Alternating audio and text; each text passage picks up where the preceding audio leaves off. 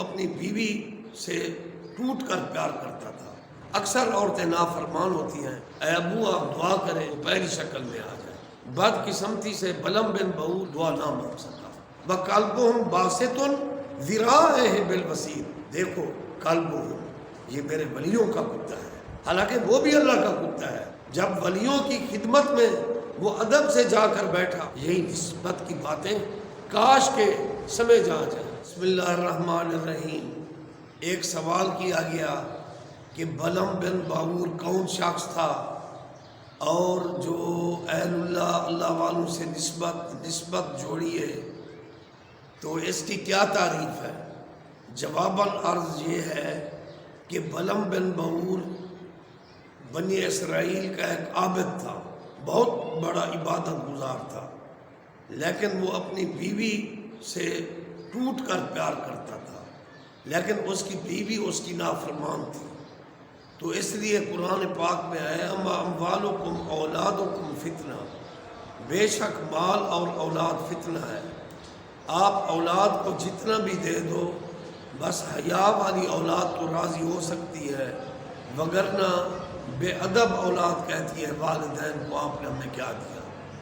تو اسی طرح اللہ نے سچ فرمایا قرآن پاک میں ازواجکم عدو لکم، تمہاری بیویاں تمہاری دشمن ہیں۔ اکثر عورتیں نافرمان ہوتی ہیں جو اپنے شوہر کا شکوہ کرتے ہیں۔ تو بلم بن باور کی عورت بھی بڑی بدتمیز تھی، تو بلم بن باور اس کو ٹوٹ کر چاہتا تھا۔ ایک دن اس نے اپنی بیوی کو کہا تو مجھے مانتی نہیں ہے، جیسے بے ادب لوگ اللہ والوں کو نہیں مانتے۔ تو اس نے کہا تو مجھے نہیں مانتی، لیکن اللہ تعالیٰ نے مجھے ایسے 3 دعائیں دی ہیں کہ میں مانگوں تو وہ قبول ہو جائیں گی۔ تو تفسیر خازن بصری میں کئی صدیاں پہلے علامہ خازن بصری رحمۃ اللہ علیہ وہ بیان فرماتے ہیں کہ اس کی عورت نے کہا اچھا 3 دعائیں تیری قبول ہوں گی، تو بڑا پہنچا ہوا ہے، چلو ایک دعا مجھے کر دو۔ اس نے کہا کیا دعا کروں؟ اس نے کہا کہ میں حسینہ عالم ہو جاؤں، بہت حسینہ بن جاؤں۔ تو وہ حسین و جمیل بن گئی۔ تو جب وہ نماز پڑھنے کے بعد بلم بن باور اپنے گھر کے دروازہ پر آیا تو اوباش نوجوانوں کی بھیڑ لگی ہوئی تھی، اور اس کی بیوی نے اپنا چہرہ دروازے سے باہر نکالا ہوا تھا۔ تو بلم بن باور کو طیش آیا، اس نے کہا اللہ اس کو کتی بنا دے۔ تو اسی وقت وہ کتیا بن گئی، اور بلم بن باور پریشان ہو کر مسجد میں جا کر بیٹھا۔ کچھ دیر کے بعد بلم بن باور کے بیٹے دوڑتے ہوئے آئے، ابو یہ کیا ہوا کہ لوگ ہمیں کہیں گے او کتیا کے بچوں، اے ابو آپ دعا کریں کہ ہماری جو والدہ ہے وہ پہلی شکل میں آ جائے۔ تو بلم بن باور نے پھر دعا مانگی تیسری، تو اس کی بیوی پہلی جو اصل شکل میں تھی اس میں متشکل ہو گئی۔ بد قسمتی سے بلم بن باور اپنی عاقبت اور حسن خاتمہ کے لیے، ایمان سے خاتمہ کے لیے دعا نہ مانگ سکا۔ اور وقت کے جو اولیاء اللہ تھے، حضرت عیسیٰ علیہ السلام کو اللہ کا نبی مانتے تھے، انجیل کو مانتے تھے، تو وہ ان کا دشمن ہو گیا اپنی بیوی کے کہنے پر، اور وہ ایمان سے بھی ہاتھ دھو بیٹھا۔ لیکن جو اصحاب کہف تھے جن کا قصہ قرآن میں موجود ہے، تو وہ اصحاب کہف ایک غار کی طرف دوڑے اپنا ایمان بچانے کے لیے، اور ایک کتا وہ بھی ان کے ادب میں ان سے محبت کرتے ہوئے کتے کا مالک تھا، وہ بھی اصحاب کہف میں شامل ہو گیا، اور کتا بھی ان کے پیچھے چل پڑا۔ لیکن اس کتے نے اللہ والوں کو بھونکا نہیں، اور وہ غار میں اللہ والے چلے گئے، اور کتا ادب سے غار کے دہانے پر بیٹھ گیا۔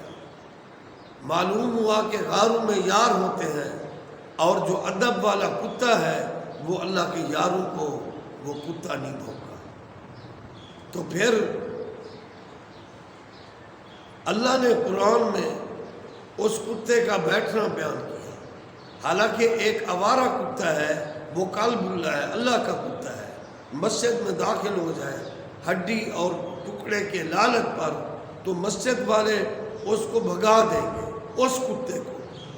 لیکن وہ کتا ہے جو اللہ والوں کا پہرا دے رہا ہے، وہ نسبت والا ہے، اس کو نسبت کہتے ہیں کہ اللہ نے بھی قرآن میں فرمایا وَقَلْبُهُمْ بَاسِطٌ ذِرَاعَیْهِ بِالْوَسِیدِ وَقَلْبُهُمْ بَاسِطٌ ذِرَاعَیْهِ بِالْوَسِیدِ۔ دیکھو قلبُهُمْ، یہ میرے ولیوں کا کتا ہے، حالانکہ وہ بھی اللہ کا کتا ہے۔ جب ولیوں کی خدمت میں وہ ادب سے جا کر بیٹھا پہرے دار بن کر، تو اللہ نے قرآن میں فرمایا وَقَلْبُهُمْ، ان کا کتا، اس کو نسبت کہتے ہیں۔ بھائی پانی تو اللہ کا ہے، دریا راوی بھی اللہ کا ہے، پوری کائنات کا پانی اللہ کا ہے، لیکن ایک زمزم کا پانی ہے جو نسبت رکھتا ہے جناب حضرت اسماعیل علیہ السلام کی ایڑیاں لگیں اور زمزم کا چشمہ جاری ہو گیا، اور وہ نسبت ہے، وہ تبرک ہے، ہر مسلک کو مذہب کا بندہ اس کو پی رہا ہے۔ حجر اسود ہے، یہ جنت کا پتھر ہے، چوما جا رہا ہے۔ دیکھو ہم اپنے سفید اور گورے چٹے بچوں کو چومتے ہیں، خیر ہر بندہ اپنے بچوں سے پیار کرتا ہے، لیکن وہ ہمارے گناہوں کی شامت سے بے شک وہ کالا پڑ چکا ہے، لیکن چوما جا رہا ہے۔ حجر اسود اس کی نسبت ہے، وہ جنت کا پتھر ہے۔ یہی نسبت کی باتیں کاش کے سمجھ آ جائیں۔ تو بلے شاہ نے یہی نسبت کی بات کی۔ آج بلے شاہ پر تھیسس لکھے جا رہے ہیں، بعض ناعاقبت اندیش مولوی جو کم علم ہیں وہ کہتے ہیں بلے شاہ نے کتے کی مثال دے دی۔ نہیں، بلے نے ٹرانسلیشن کی ہے سورت کاف کی، راتی جاگے شیخ سلامے راتی جاگ دے کتے تے تو اتے۔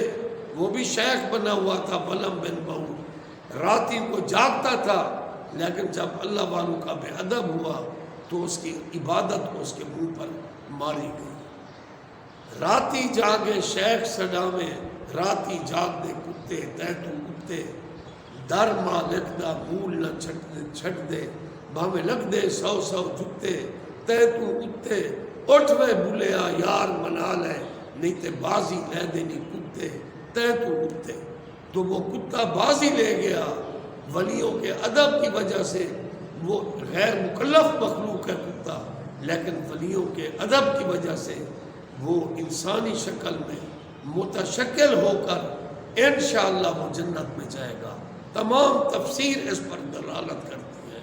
اور اس کتے کی کھال پہن کر وہ بلم بن بہور وہ جہنم میں داخل ہوگا، اور بلم بن بہور کا لباس پہن کر وہ کتا جنت میں داخل ہوگا انسانی شکل میں۔ تو معلوم ہوا یہ نسبت ہے، نسبت کام آتی ہے۔ مساجد اللہ، انبیاء اللہ، شاعر اللہ، اولیاء اللہ، تو یہ اللہ کی خاص نسبتیں ہیں، ان کا انکار نہیں کیا جا سکتا۔ جو کہتا ہے کہ اللہ والے کچھ نہیں کر سکتے، تو یہ ایک انکار ہوا نا۔ کیا انبیاء کے معجزات اللہ کے حکم سے قرآن میں موجود نہیں ہے؟ سرکار صلی اللہ علیہ وسلم کا معجزہ نہیں ہے چاند کو 2 ٹکڑے کیا، پتھروں کو کلمہ پڑھا دیا اللہ کے حکم سے، حجر شجر چل کر رہے میرے آقا پر صلاۃ و سلام پڑھے۔ اور اسی طرح حضرت عیسیٰ علیہ السلام کا معجزہ نہیں ہے وَأُبْرِئُ الْأَكْمَحَ وَالْأَبْرَصَ وَأُحْيِي الْمَوْتَى بِإِذْنِ اللَّهِ، وہ اللہ کے حکم سے مردوں کو زندہ کر دیا کرتے تھے۔ کیا یہ موسیٰ علیہ السلام کا معجزہ قرآن میں اللہ نے بیان نہیں کیا؟ فَقُلْنَا اضْرِب بِعَصَاكَ الْحَجَرَ فَانْفَجَرَتْ مِنْهُ اثْنَتَا عَشَرَةَ عَيْنًا، پانی کے چشمہ جاری ہو گئے کہ انہوں نے آسا پتھر پر دے مارا۔ کیا حضرت عیسیٰ علیہ السلام کا معجزہ قرآن میں موجود نہیں ہے؟ وَأُحْيِي الْمَوْتَى بِإِذْنِ اللَّهِ، انہوں نے اللہ کے حکم سے مردوں کو زندہ کیا۔ کیا آصف بن برقیہ کی کرامت قرآن میں موجود نہیں ہے؟ سورۃ نمل کو پڑھیے، مطالعہ کیجئے۔ افریت من الجن، افریت جن کو حضرت سلیمان علیہ السلام نے فرمایا کہ تو بلقیس کا تخت کتنی دیر میں لے گا کہ میں نے اللہ کے حکم سے اس کو کلمہ بھی پڑھانا ہے اور اس سے نکاح بھی کرنا ہے۔ تو عفریت جن نے کہا حضور میں آپ کی مجلس برخاست ہونے سے پہلے یہ تخت لے کر آؤں گا، لیکن حضرت سلیمان علیہ السلام کی امت کے ولی جو آپ کی مجلس میں بیٹھا کرتے تھے، آپ سے علم اور فیض حاصل کیا کرتے تھے، انہوں نے عرض کیا، عاصم بن برقیہ نے قرآن، یا نبی اللہ قبل ان یرتدا الیک طرفک، میں پلک جھپکنے میں 607 میل کا فاصلہ تھا۔ آپ فلسطین میں بیٹھے ہیں، یمن سے وہ ملکہ بلقیس کے محل سے تخت لانا تھا، تو وہ کہہ رہا ہے قبل ان یرتدا الیک طرفک، یا نبی اللہ میں آپ کے پلک جھپکنے سے پہلے تخت لے آؤں گا۔ اور حضرت سلیمان علیہ السلام نے پلک نہیں جھپکے تھے، فلما رآہ مستقرا عنده، تخت ان کے سامنے موجود تھا۔ اب یہاں عقل کام نہیں کرتا، یہ ولی کا کرامت ہے اللہ کے حکم سے۔ قبل ان یرتدا الیک طرفک، پلک جھپکنے سے پہلے وہ تخت لے کر حاضر ہوئے۔ اب یہاں عقل سے کون سمجھے؟ اب دیکھو بحث کرتے ہیں کہ دنیا اور کائنات کے کسی حصے سے امتی الصلاۃ والسلام علیہ کا یا رسول اللہ پڑھے، کیونکہ صلاۃ والسلام پڑھنے کا حکم قرآن میں ہے۔ تو بعض لوگ کہتے ہیں کہ حضور کیسے سنتے ہیں؟ آپ تو امام الانبیاء ہیں، اللہ نے آپ کو علوم کے خزانے عطا کر دیے۔ آپ فرماتے ہیں انی ارا ما لا ترون واسمع ما لا تسمعون، اے میری امت کے لوگوں، جو کچھ میں دیکھتا ہوں تم نہیں دیکھ سکتے، جو کچھ میں سنتا ہوں تم نہیں سن سکتے۔ اللہ نے آپ کو سماعت و بصارت میں بھی روح کائنات میں منفرد بنا دیا۔ اب سورۃ نمل کا مطالعہ کیجئے، بحکم خدا دیکھیے کہ حضرت سلیمان علیہ السلام جب اپنے لشکر کے ساتھ گزرے تو چونٹی بول پڑی، حالانکہ وہ تقریباً 1 یا 2 میل کے فاصلے پر تھی۔ وہ بول اٹھی، یا ایھا النملۃ ادخلوا فی مساکنکم، اے چونٹیوں اپنے بلوں میں گھس جاؤ، تو کہیں تمہیں سلیمان علیہ السلام کا لشکر روند نہ ڈالے۔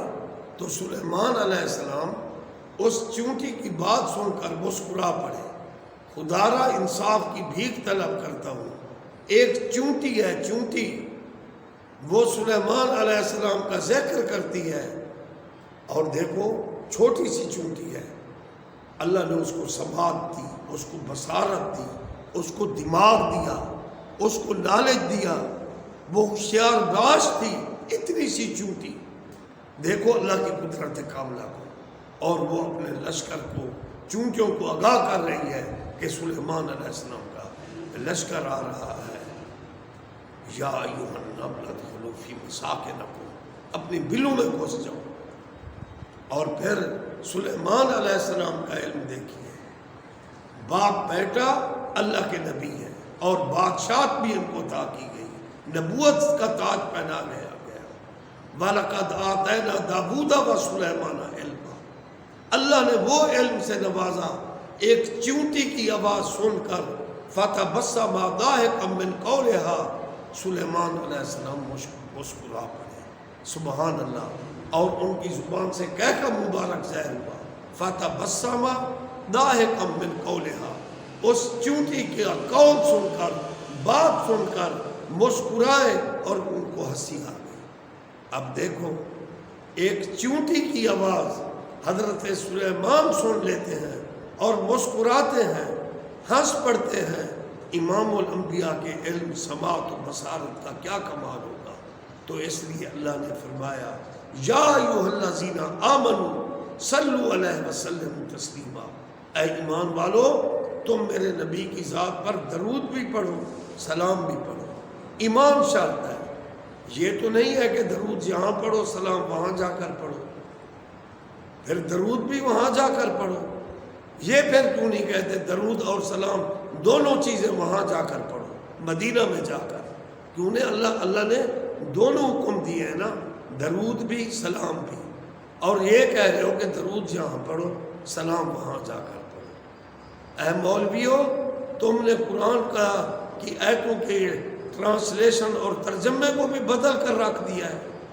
اب قرآن پاک کی آیت تو ہے یا ایھا الذین آمنوا کتب علیکم الصیام، اے ایمان والو روزہ رکھو۔ تو اب اس کا معنی یہ تو نہیں ہوگا اے ایمان والو تراویح، نماز، تلاوت قرآن اپنے علاقہ میں کرو اور روزہ رکھنے کے لیے مکہ اور مدینہ میں جاؤ، یہ معنی تو نہیں ہے۔ یا ایھا الذین آمنوا کتب علیکم الصیام، ایمان شرط ہے، اے مومنو روزہ رکھو۔ اور پھر اللہ نے فرمایا اسی طرح میں بھی پڑھتا ہوں، میرے فرشتے بھی پڑھتے ہیں، یا ایھا الذین آمنوا صلوا علیہ وسلم تسلیما۔ مولوی صاحب پھر یہ تو کیوں نہیں کہتا کہ درود اور سلام تو مدینے جا کر پڑھو، لیکن تو کہتا ہے درود یہاں پڑھو سلام وہاں جا کر پڑھو۔ اب اللہ نے تو حکم دیا ہے یا ایھا الذین آمنوا صلوا علیہ وسلم تسلیما، اب اس باس میں تو خود ہی پڑھ، نبی کو زندہ ماننے والا وہ ایماندار ہے، نبی کو مردہ کہنے والا ایماندار ہے یا بے ایمان ہے؟ یہ فیصلہ تو نے کرنا ہے کہ ایمان کے شرائط کیا ہے، کہ ذائقۃ الموت کے بعد انبیاء اولیاء کو فَلَنُحْيِيَنَّهُ حَيَاةً طیبہ کے تحت پاک زندگی سے زندہ ماننا یہ ایمان ہے۔ بل احیاء، قرآن کی روح سے شہید کو زندہ ماننا ایمان ہے یا شہید نبی ولی کو مردہ کہنا ایمان ہے؟ یہ تو فیصلہ کر جو تو نے کرنا ہے، لیکن جہاں شرط ایمان ہے یا ایھا الذین آمنوا صلوا علیہ وسلم تسلیما، اے ایمان والو میرے نبی کی ذات پر درود بھی پڑھو اور سلام بھی پڑھو، دونوں باتوں کا حکم ہے۔ پھر یہ تو کیوں نہیں کہتا کہ درود اور سلام دونوں وہاں جا کر پڑھو؟ نہیں، آمنو ہے، آمنو یا ایھا الذین آمنوا صلوا علیہ وسلم تسلیما، اے ایمان والو میرے نبی کی ذات پر درود بھی پڑھا کرو سلام بھی پڑھا کرو۔ اللہ تعالیٰ قرآن کے مطابق عقیدہ رکھنے کی توفیق دے۔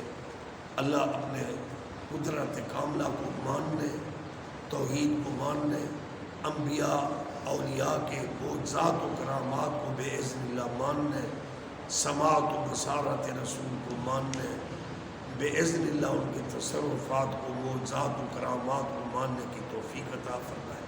الصلاۃ والسلام علیک سیدی یا رسول اللہ وعلی آلک و صحابک یا